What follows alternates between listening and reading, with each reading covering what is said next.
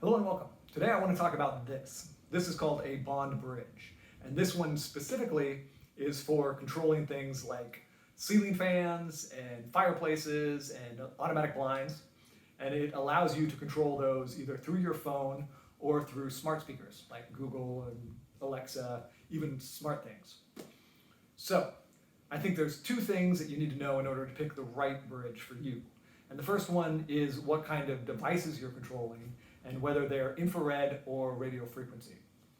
In my case, all of my ceiling fans are infrared. And what that means is that I can have one of these in the house and it can control all of the fans in all of the rooms, even with the doors closed, which is really nice. Now, if you're trying to control infrared devices, that's not the case. Unfortunately, you'll need one of these in each room that you're trying to control infrared devices in. So if you're doing a whole bunch of infrared devices throughout your house, I wouldn't recommend this one. I would recommend you find a very inexpensive IR blaster because you're going to need multiple ones. Now, the second thing I think you should know is what kind of app is used to configure this. So it's going to be one of two cases. Either they're going to make their own app, which is what they've done with this one, or they're going to use a generic app, something like SmartThings. And I have SmartThings. I use it for some of my smart lights, but it's not very intuitive to use. It's way overly complicated, and I wouldn't recommend it for most people. I think for most people, easier is better, and that's where this one really shines. So this one is a little more expensive than the other ones that you might find, but the reason for that is you're getting a fantastic app that makes this super simple. And we're going to go over that in a minute. I'll show you that process. But it's very easy, and I haven't had any issues with this thing disconnecting or doing anything weird. It just works, which is great. So the first step with one of these is to set up the hub itself. And in this case, that's really easy.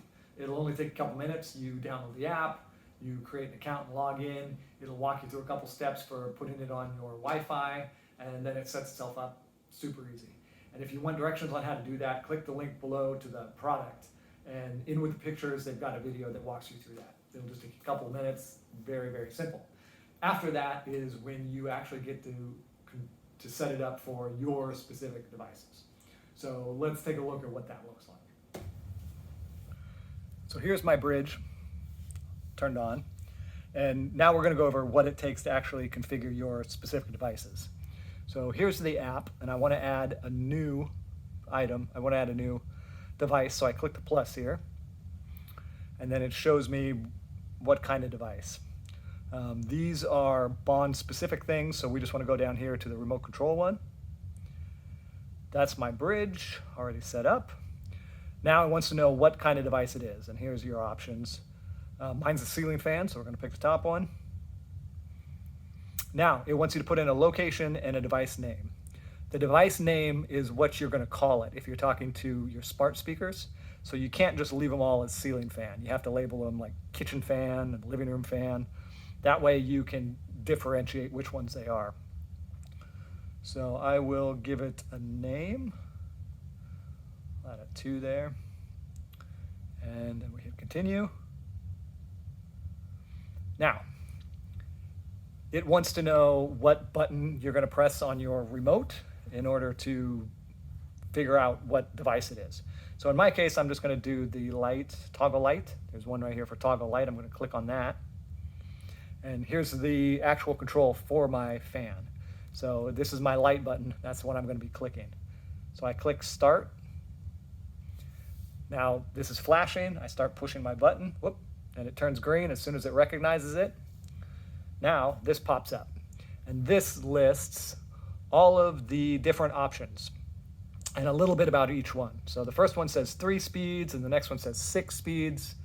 Now what you want to do is pick the one that's right for your device. So I know from mine I have 3 fan speeds. So this first one is the one that I'm after, and I just click on it, and there it is. It figured out all the buttons on my remote, and it hooked them all up automatically, and they all work.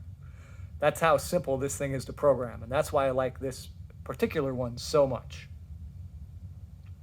And I just click use this remote.